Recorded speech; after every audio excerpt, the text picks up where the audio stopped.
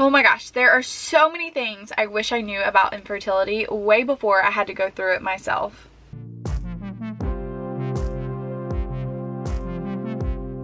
Hello everyone and welcome to my channel. My name is Rachel McLaughlin and I make lifestyle videos here on YouTube. I am currently sharing my TTC/infertility journey here with you all. My husband and I have been trying to conceive for over a year and a half now.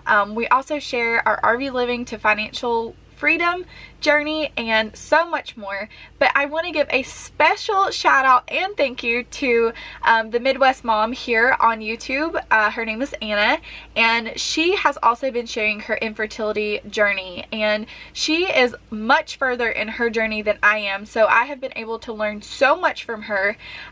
Just everything she has shared, it's so brave of her, and she's actually going through IVF right now. I've been praying for her so much, so not only be praying for her, but also go and check out her channel as well. I'll have it linked down below. So Anna and I decided that we wanted to collaborate on a video to kind of share with you all what we wish we knew before we found out or had to go through the journey of infertility. So I guess for me, there's a lot of things that I wish I knew before going through infertility myself. I think first of all, you think that you know what it is and what people go through, but as cliche as it sounds, you have no idea what it's like until you go through it. And I can say that because before I have been going through the infertility journey, I would have never, I just didn't get it. So I think you have to kind of think about that when you are experiencing difficulties and emotions related to people who have not been through it themselves. So I'm going to kind of go into that a little bit more. The first thing that I really did not know or expect before going through infertility was just how emotional it is and how sensitive you become and how taxing it can be on you mentally. And obviously not being able to have a child when you want a child, I think everybody thinks, that's a terrible thing. I would hate to have to go through that, but you just don't realize the emotions that you're gonna have and how taxing it's going to be on you mentally. There's so many times, like I've talked about before, that I just had to separate myself from certain situations, walk away from them, and grant myself grace because I mentally could not handle going somewhere and talking to these people and hearing the things that they were going to say because they just didn't realize how it felt to me. And it's really hard to express that to people and be open and honest about it. And so I think especially in the beginning when you're a year of trying and it's been a tough year already, and now okay, it's been a year and you're starting to get testing and you're thinking, okay, something might be wrong. It just makes it so hard to even talk about with anybody. And that's why the emotions, I feel like they just build up. Everything, there's so many different triggers that can cause you to feel a certain way, whether you feel jealous or you feel just like you're questioning God. You're like, maybe you're testing your faith. There's so many different things emotions that can come on you, and it's just something I did not expect before going through this, I guess. Another thing that I think a lot of people might have a misconception about is the cost of infertility treatments. So I think everybody knows that IVF is super expensive. I think that was kind of generally talked about. But what I didn't realize was everything is expensive, and insurance doesn't cover a lot of the infertility treatments, issues, screenings and stuff, tests that you need to have done. And it's unfortunate, it really is, and it's sad because infertility to me is the same thing as having another issue wrong with you, like diabetes or allergies. A lot of that stuff is covered through insurance, but when it comes to being able to treat your body for something that clearly there's something underlying that's wrong, or maybe there isn't anything wrong, but you don't know that until you have all your tests. So I don't know, I think that's just something I didn't realize was the cost of every little thing, and how it's very common in the United States, at least, for insurances to not cover hardly anything. Another thing, which also kind of goes into like, I can't believe insurances don't cover it, is how common infertility is. I'm pretty sure the statistic is 1 in 8 women will have trouble conceiving a child. For the longest time, or at least from my perspective, I feel like it's always been so taboo to talk about, and people just don't really share that part, which I totally understand. Like, I'm not saying you have to or you should share your whole story. I think it takes certain people to do that,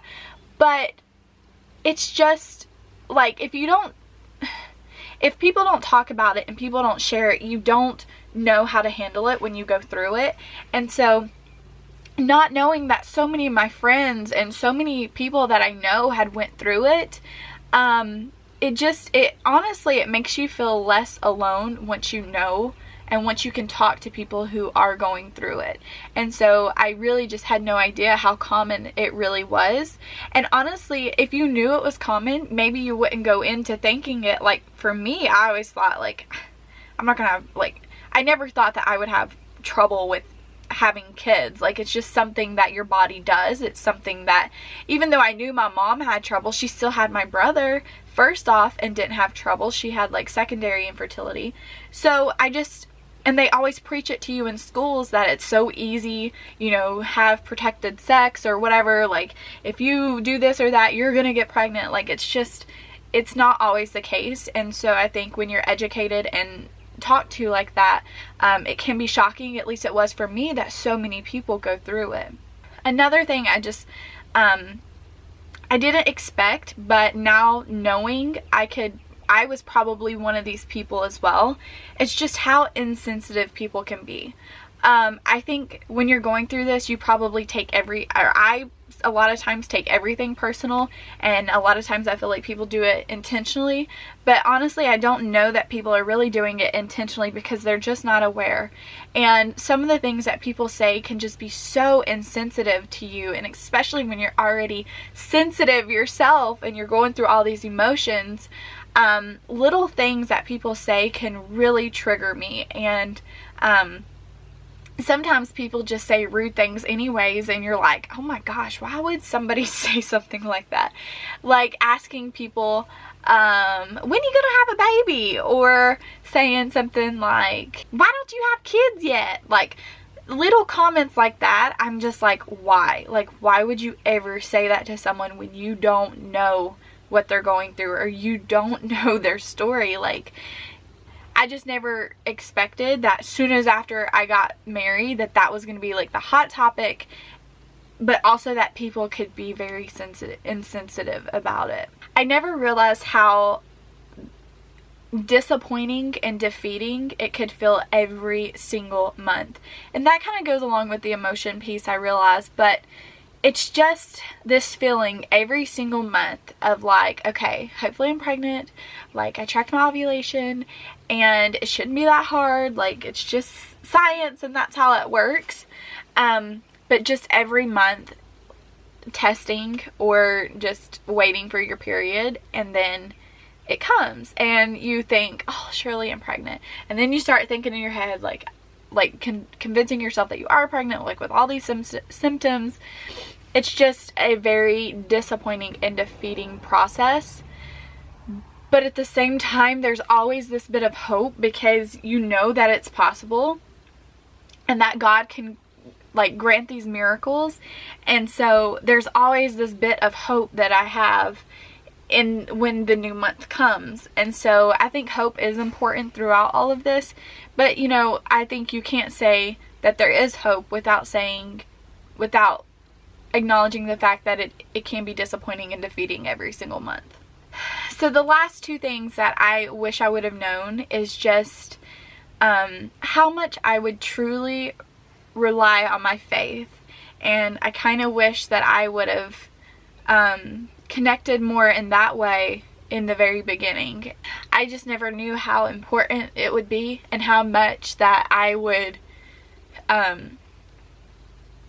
I don't know, getting pregnant is a miracle. I truly believe that is such a miracle. I have got to witness a birth one time in my life, and it was a pure miracle. And to see that and experience that, that's how I know with everything in me that it is such a miracle. And so when you rely on your faith, I feel like I'm constantly praying, and I'm constantly finding scriptures that can help motivate me, can keep me hopeful, and I don't know, it's just something I never would have thought.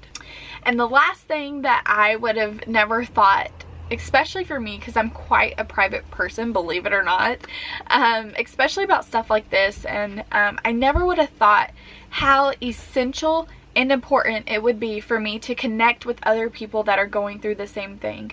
I never would have thought that I would have shared this journey until it just built up inside of me so bad that I wanted to just like, release all of this stress and emotions that I had on me that nobody knew. And it was literally the best thing for me, honestly, mentally, was to share that with everybody. And then so much support came from that. And I've been able to connect with so many of you all. And it has honestly been so important and so essential for this journey that I'm on, honestly. And I never ever would have thought that. Alright, now that I'm an emotional basket case, I just want to thank you all so much for watching my video. If you're new and you're from Anna's channel, The Midwest Mom, thank you so much for coming over and watching this video. And thank you so much to Anna for collaborating with me on this video. If you haven't checked out the Midwest Mom channel, I will leave her channel down below. She is going to be sharing the things that she wished she knew before experiencing infertility herself. So thank you all so much for watching. Don't forget to check out the link down below, and I will catch you all in my next video. Bye guys.